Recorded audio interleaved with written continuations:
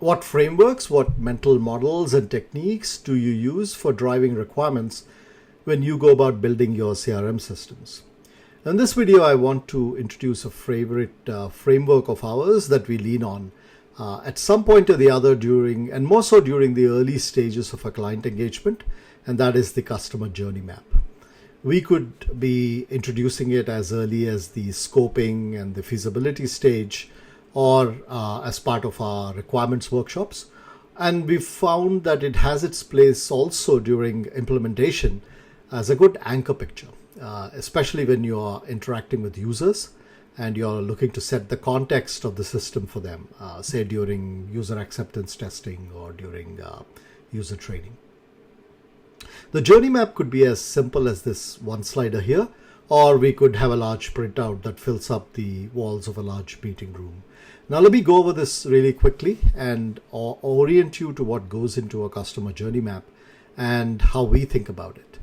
We start with outlining the key steps, the key stages that a customer could be going through in their journey while they're interacting with your company and while they're buying and using your products and services. How do they first become aware of their own need, of their own pain point? And how do they then go about researching and evaluating solutions? How do they first become aware of you as a company that provides a proposition, a product or a service that could be of relevance to them? How do they then make the purchase and how do they pay for it? Now under Transact, I'm including broadly the payment, the shipping, and then perhaps the if it's a physical product, the installation of the product, or if it's a service, the onboarding of the customer, as the case may be. Now the customer then uses and adopts the product and has ongoing interactions with you. And if it's a B2B customer, these could be in the form of a quarterly business review and such. And hopefully you have, during all of this time, you are talking about cross-selling and upselling additional offers to these customers.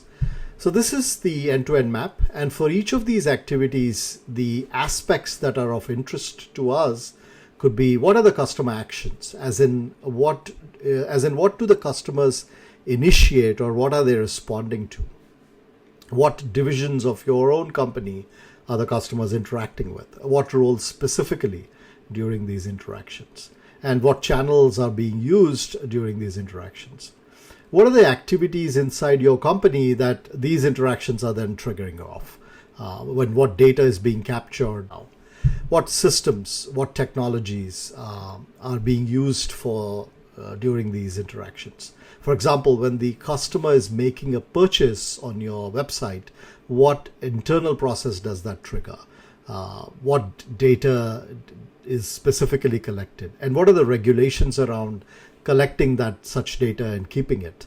What are the company systems or the third-party systems that you use? And finally, more so when you're using this framework in the context of a pre-sales conversation, what Salesforce products are relevant for the customer to look into?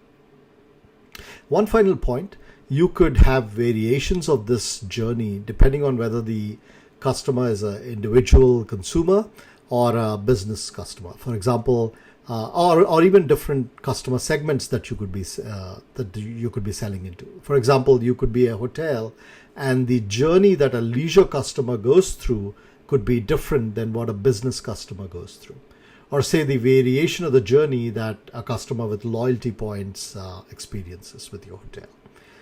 So, and we have used such journey maps for all kinds of projects and situations, for ranging from SaaS companies, for healthcare providers, for nonprofits, for hospitality services, and so on. Hope that helps. And if it gives you ideas for structuring your requirements around Salesforce implementations, do let us know. And thank you for watching, and look forward to seeing you in another Varasi video.